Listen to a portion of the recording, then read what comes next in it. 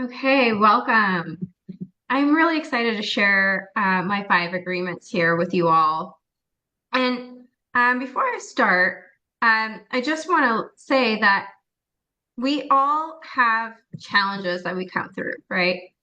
And what drives change can either be from inspiration or desperation, right?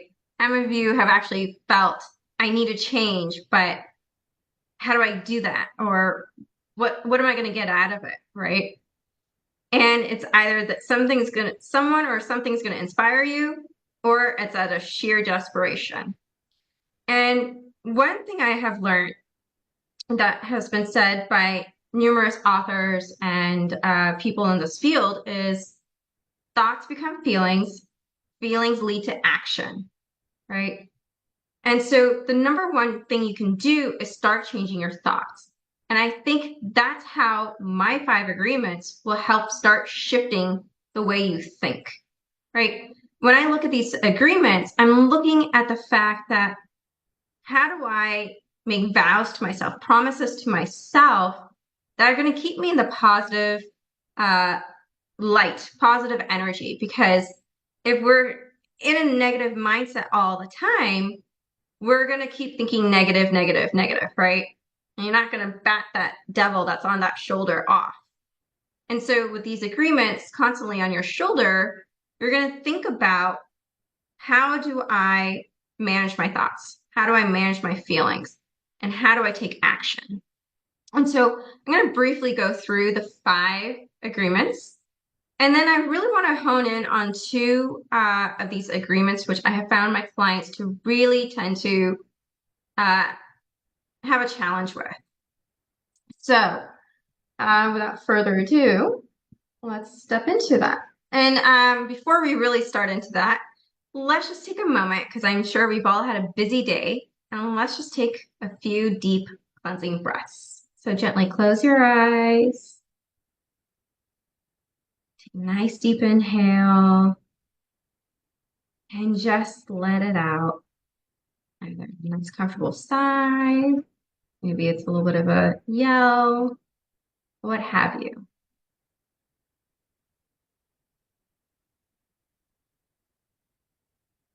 When you're ready, open your eyes.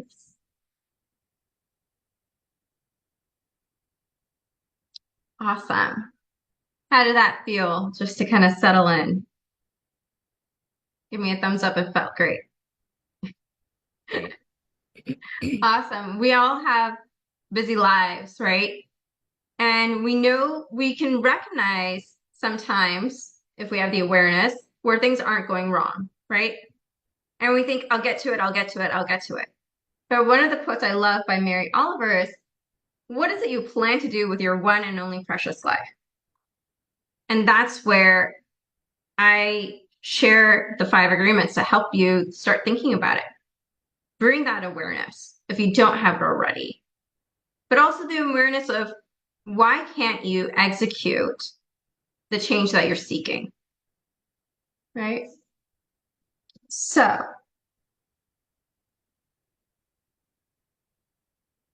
the first one is being open to experiences, right? Some people are great about experiences, and the idea is to reduce the fear of uncertainty, right? A lot of us have a challenge of what's going to happen on the other side. What's going to happen if I meet this person? What are they going to think or say about me? If I try this new experience or this new class or I join this new community, what are people going to think or say about me? And I think that's the thing we have to stop worrying about. All right. We can't manage everybody's expectations, but we can manage our own. And that's where, if you are open to experiences, you open a world of possibilities. Oops, go back. The second one is being curious and experimental. Life is beautiful and such. You can make mistakes. You can learn from your failures, right? You can get curious with your body if health is a challenge for you, right? It's your body's like your own free experiment. You can figure out what's working and what's not working. Your body's going to tell you. And why do I say be curious? Because you get to see new perspectives, right? You get to see and reflect what's working, what's not working for me. Maybe a certain community of people aren't working, right? What are you going to do about it? Or maybe it's certain foods. Maybe you're starting to realize as you age, certain foods aren't working and start working through that, right? And the only way to do that is to get curious. The same thing is if you have a goal and you're not able to hit it, why? Why aren't you? What's the reason? Okay, well, oh, I got busy. Okay, why did I get busy? What came in between you and that goal, right? Um, be curious, ask yourself questions. I feel like in society these days, we're always on the run. Go, go, go. How many of you actually feel that way?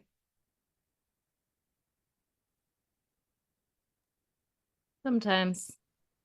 Sometimes, right? What do you find is your biggest challenge getting in your way of not hitting what you're trying to do or achieve what you're trying to do? You're asking what do you think is the biggest challenge? Yeah. Usually overwhelm. It's like I know that there's 30 different things to do and um it'll be like where do I start? What do I do next? And then just like the desire is there to do nothing. Yeah, right? It's that analysis paralysis.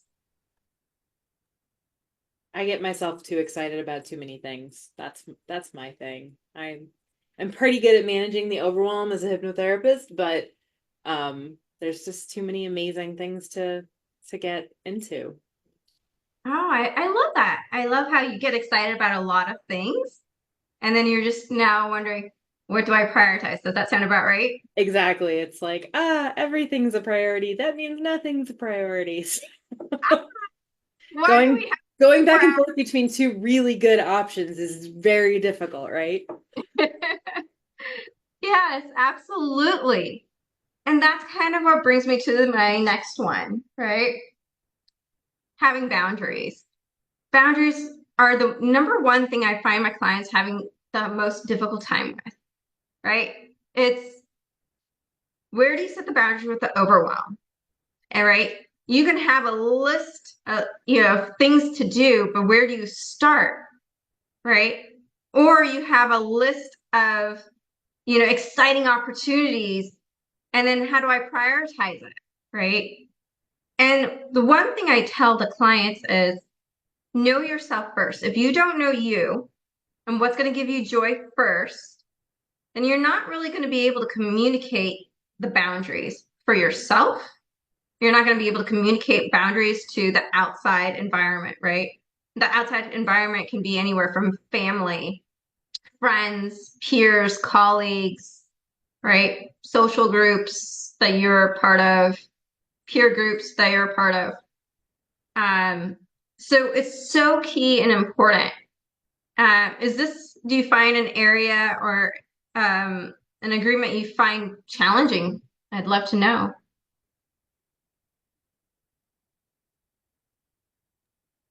I'm pretty good at boundaries except for with myself.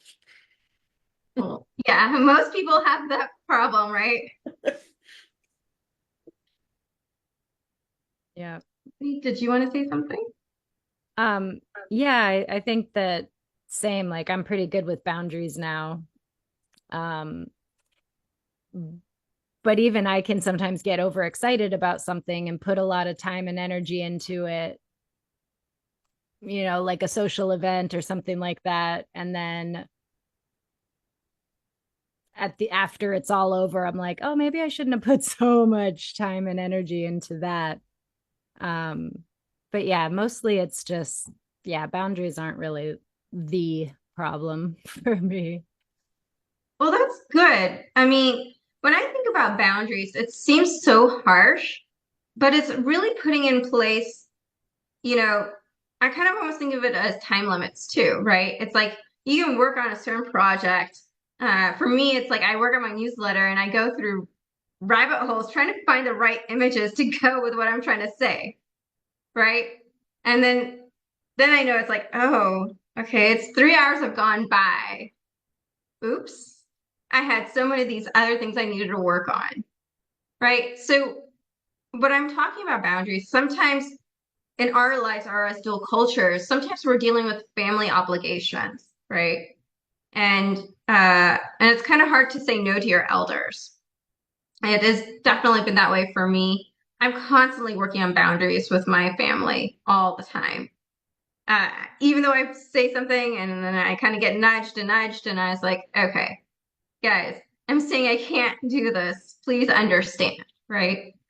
And so the boundaries come for work too. It's that time management and picking and choosing. Okay, if I put X amount of time into this, is it going to give me one, the joy that I'm expecting? And is it going to give me the ROI and the time I spent working on it? Right. I think as business owners, we often look at ROI all the time, not just in terms of money, but we can also look at it in terms of the time we spent. Um, is it going to reduce our stress? Right. Because we've all have learned health as well. Right. So if you have stress, you're not going to really make a bigger impact on your business. And the fourth one is being present now, right? Oftentimes we're multitasking, but that also doesn't necessarily help us in the moment, right? You can actually get something done a lot quicker and more efficiently if we are in the present, right? Whether it's doing a meditation or you're doing some journaling, right? Identifying the areas, doing that self-reflection. What's causing me, you know, X problem, right? Let's say the overwhelm that we can easily get into. And what area is it coming from? Am I, you know, how else do I put it? What am I letting things get in the way to what I'm trying to achieve and do for myself? Um, Overwhelm can happen with social pressure, right? Showing up to all of these events and feeling drained at the end. I don't know. How many of you have gone to these social events and felt really drained afterwards? I see Andy, she's nodding her head. Yeah, right? And it's about protecting your energy, right? How much are you giving into it? And that matters because if your energy is drained, what are you going to do? It's going to take you time to recuperate that.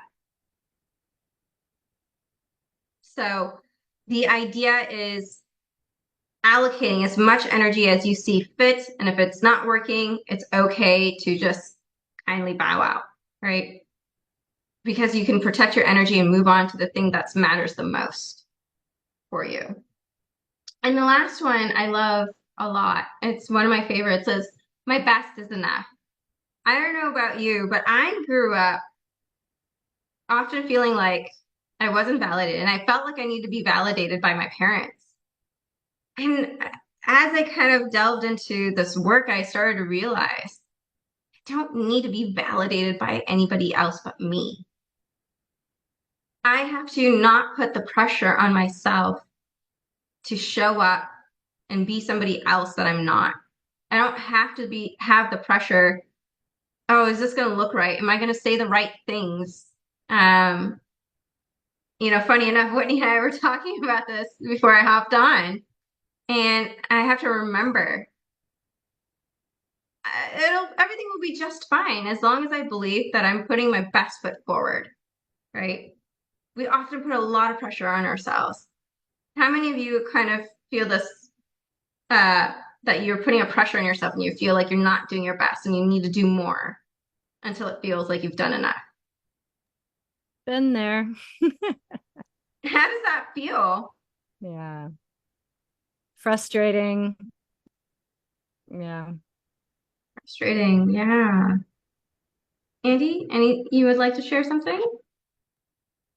No, I used to struggle a lot with perfectionism. Until I realized that everybody else is just worried about themselves and nobody's thinking about me, and nobody knows if I made a mistake because they didn't know what I was going to say in the first place or whatever. So I love that. Yeah, right. But let's say they did notice a mistake, right? Oh, I make mistakes all the time. I don't care. We all do. And that right? That's the beauty of it though, right?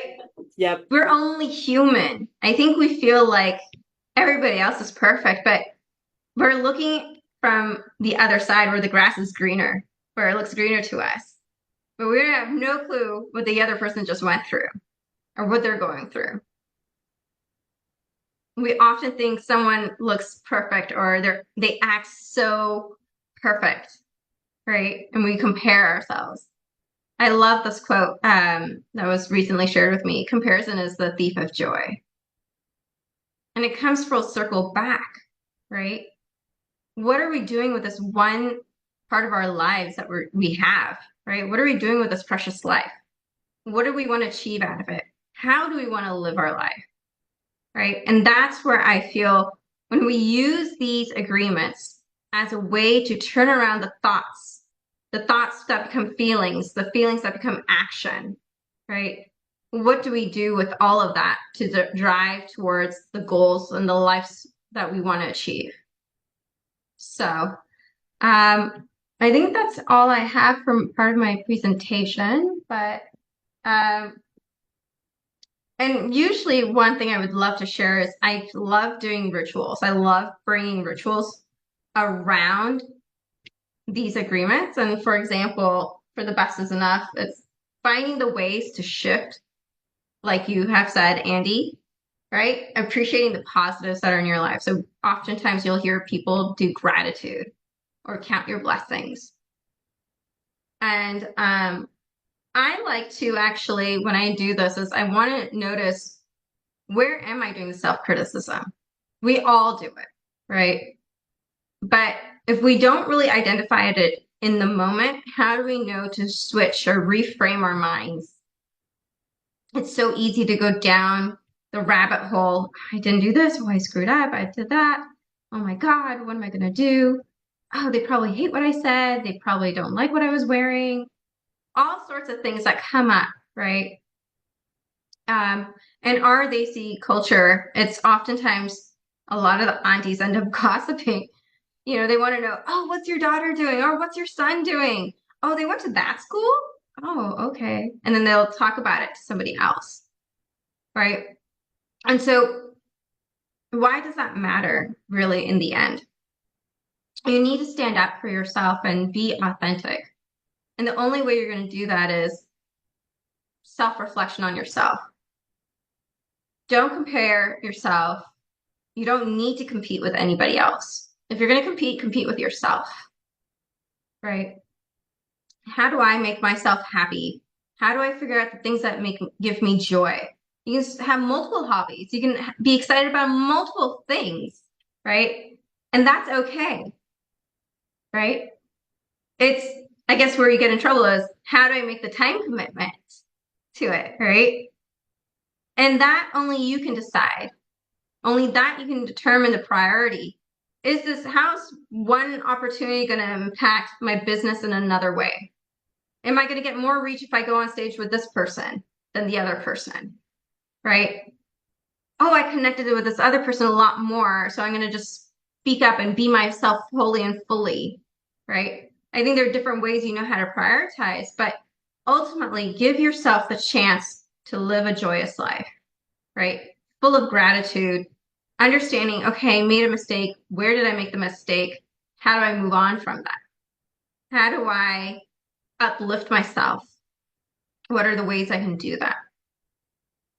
Um, and I definitely challenge the people I work with. I don't find myself in a way of um, sugarcoating.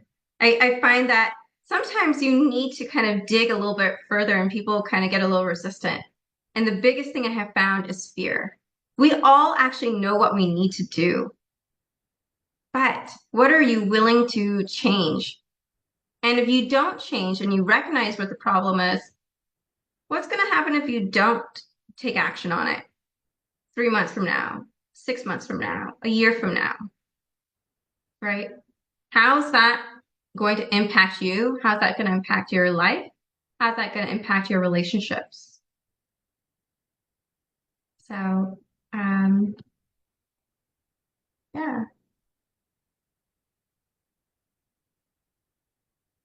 that's it for today. Any questions? That was great. Thank you. Um,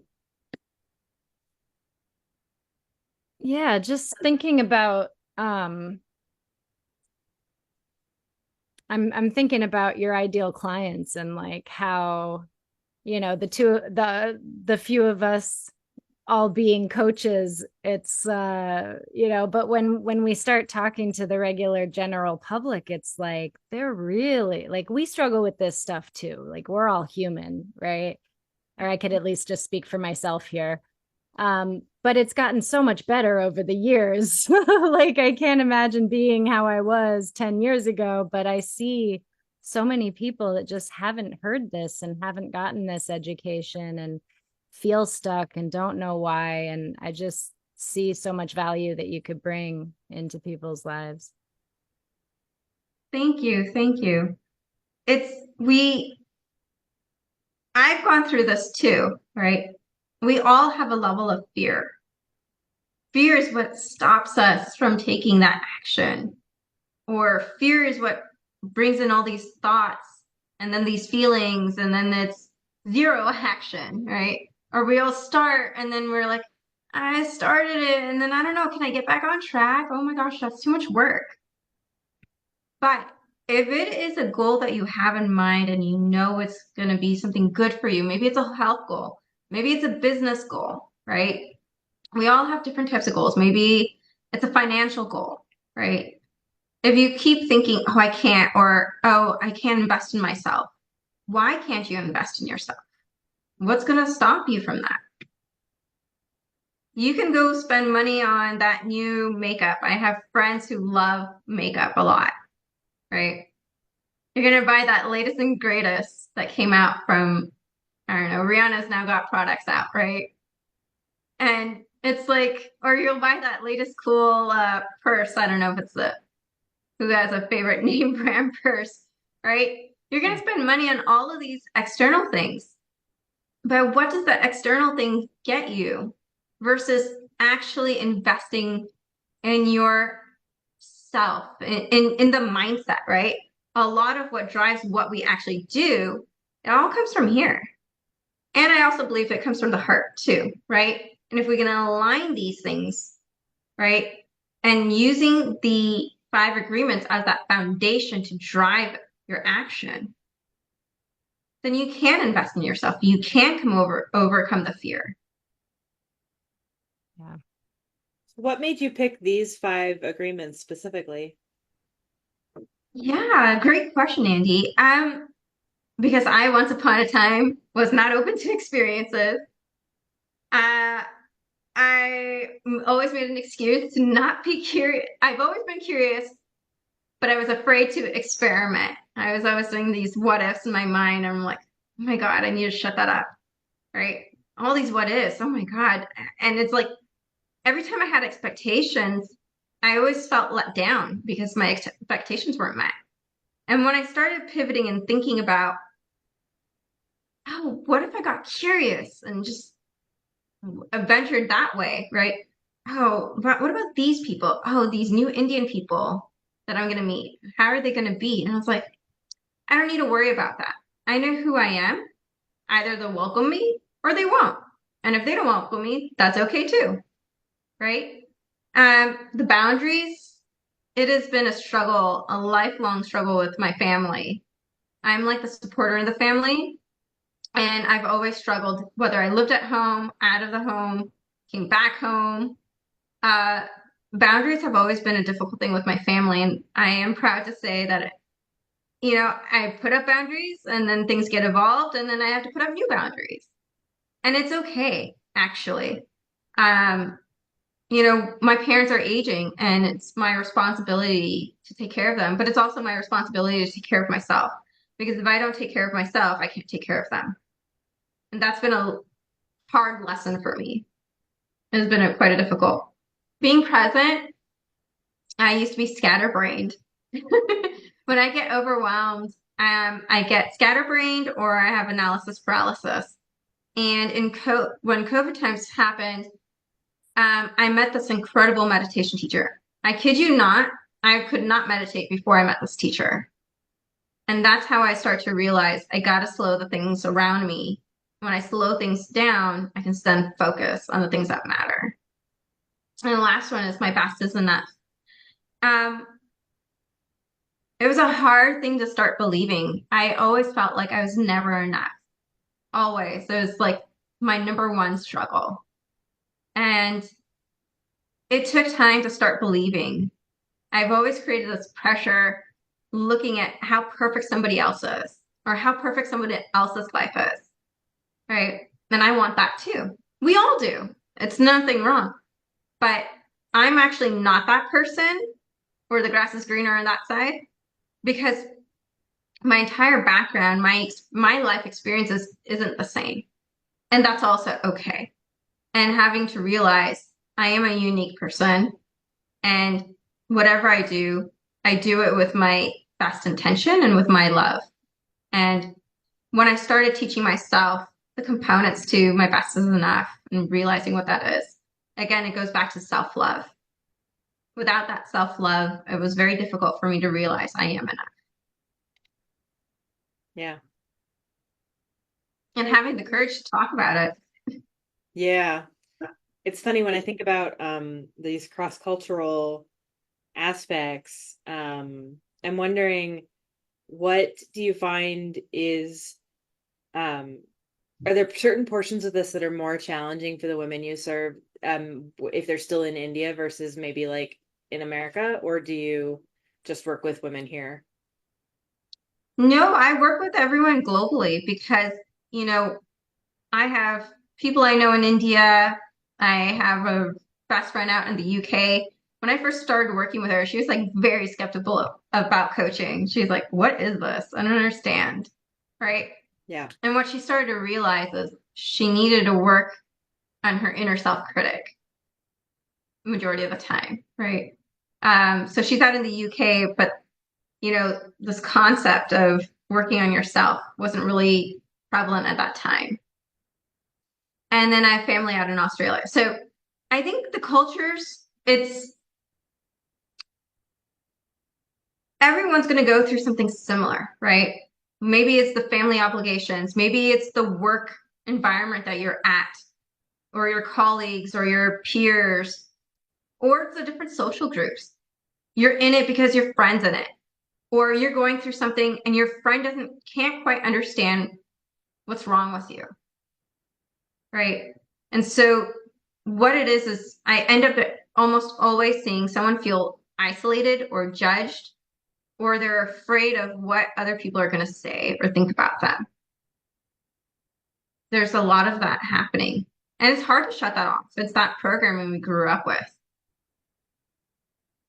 There's societies in India, right? If you're from a certain status and you don't live up to the standards, oh my God, what are these people going to think in the community about you?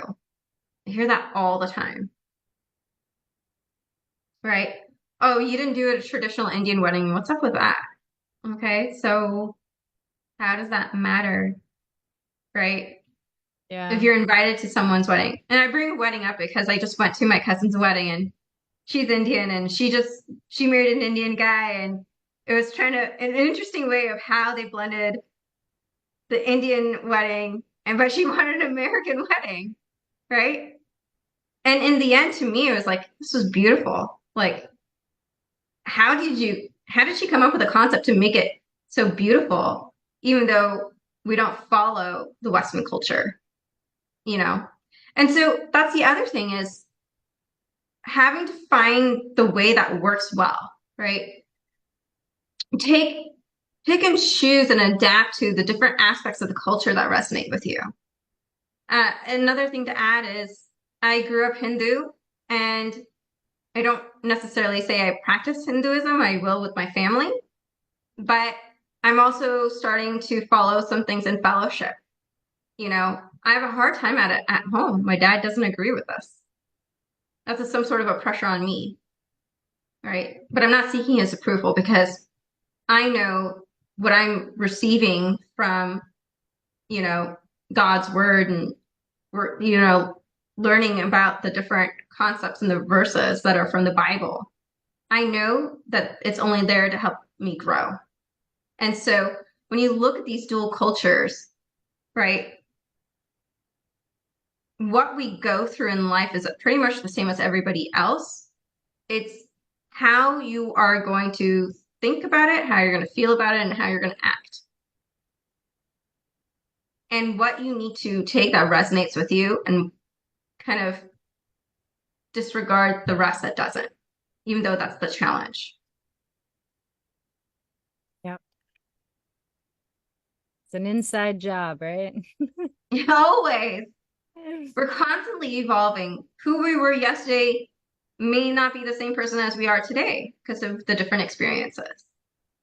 On top of that, not to add trauma that many of us, well, not many, but some of us may have gone through.